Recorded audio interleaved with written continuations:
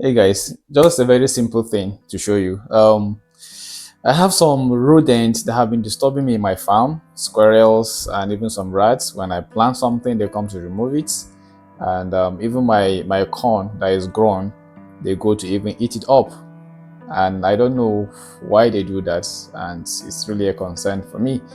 They have eaten up the corn. You see the way the squirrel is bastardizing everything. So I just saw this simple way of making a trap on the internet. Just watch with me. You need a water bottle, something of this nature. You need two sticks.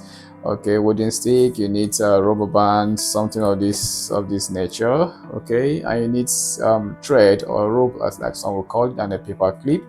Okay, like the man sees, and of course you need a bait. It could be peanut, it could be whatever it is you think would attract the attention of the rodent. Okay, and you have your cutter too, which you use in cutting the container. All right, like you can see in the video, you cut and leave one side that will hang as a hinge, and then you make a hole in the downside of the part you've cut. That is the lead side of it that you've cut, and so that's it's that through that hole you put in the stick, push in the stick into the holes. The stick has to go across, and then you use the rubber band to measure it to the other side where the next hole should be made. Like you can see him making the hole. Okay, you make the hole, and then that is where the second wooden stick will go in.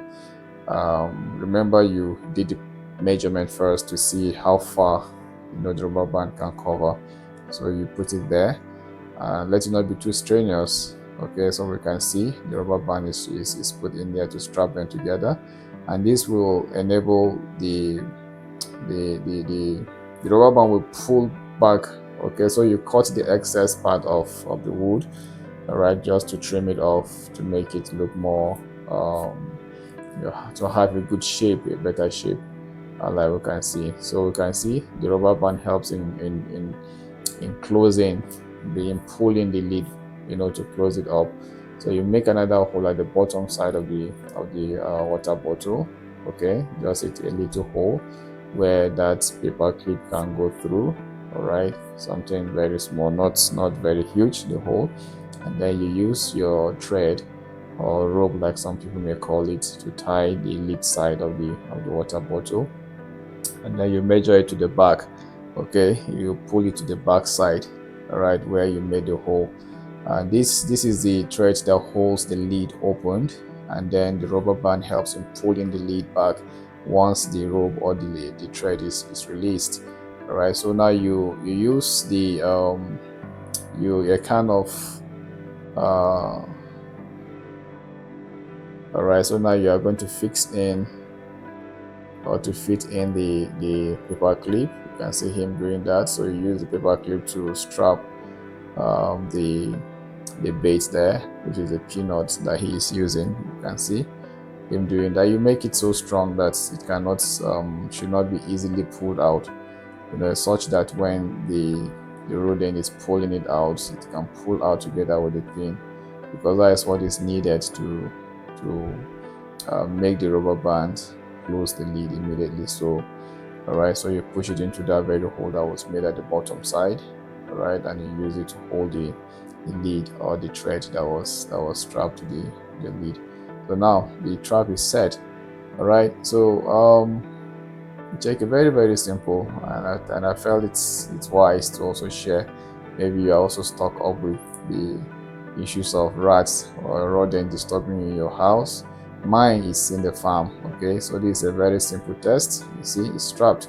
All right, so once it pulls off, the rope closes, the rubber band closes the lid, and definitely, so now you set the trap in the location where you feel the rats comes out. So this is to enable a cordial interaction between the rats or the rodents and the trap.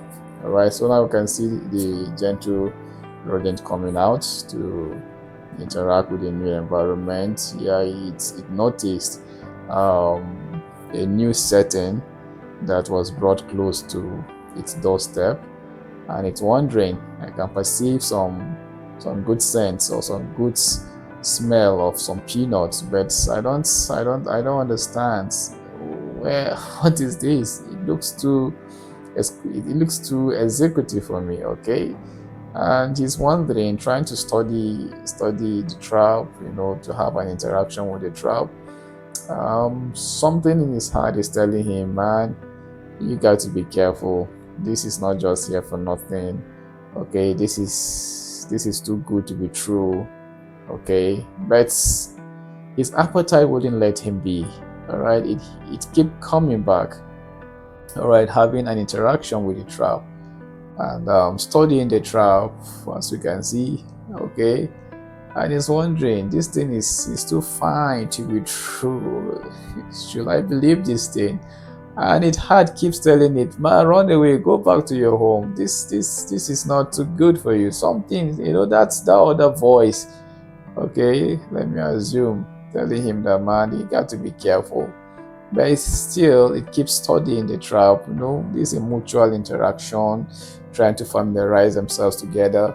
And it went in, yeah, perceiving the smell. Okay, the food is sweet. This is smelling sweet. Yeah, and then it ran back.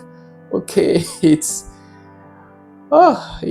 doubting, actually. It's doubting the food. It's actually wanting to eat the food, but it's doubting the settings. It's doubting the presentation of the food, because it felt this is not ordinary, and it's wondering, this thing is too mechanical. This thing is too, the 21st century thing. Is this how food now presented to to Rad? Should I trust the system? Okay, it keeps going to and fro, trying to understand. Should I trust the system? Should I not? Should I go back home? Bet I'm hungry. Bet the food is tasting sweet. It's tasting nice. And it keeps going, of course, to and fro. And okay, the study continues, and then it's gathered the momentum, and then bam, we can see. And so this is how simple this trap is. As you can see, the rat is already caught up in it. After mutual studies, mutual interaction, it finally trusted the system, but not 100%. And then it turned out to be the other way around. His heart told it, don't go in for it, don't go for it, go back home. But the appetite kept pulling him in, and of course, so this trap, it's meant to appeal to the appetite of this rat. And so you can give that a try. All right, so I have a lot of issues in my farm, as you can see. You can notice this rat. You can notice one of the rodent there on the corn, on the corn there, disturbing it. All right, they have eaten up all my corn, and you can see this rat here. It's quite disheartening how my farm is being spoiled. I had to come out this period of the day in the night to actually observe what is happening. And you can see, look at them. All right, this is one of them hanging up there, finishing up my corn. So I don't know if you have any suggestion on how to keep these things out of my farm. They have done too much havoc. This is rodent invasion, right? And it's really, really, really disheartening. So please, if you have any advice on how I can tackle this issue in my farm, kindly drop it in the comment section. I would greatly appreciate, and I will give it a try. I will put whatever suggestion you're making into a trial to see if it will work out fine for my farm, because I need to salvage my crop and to salvage my corn.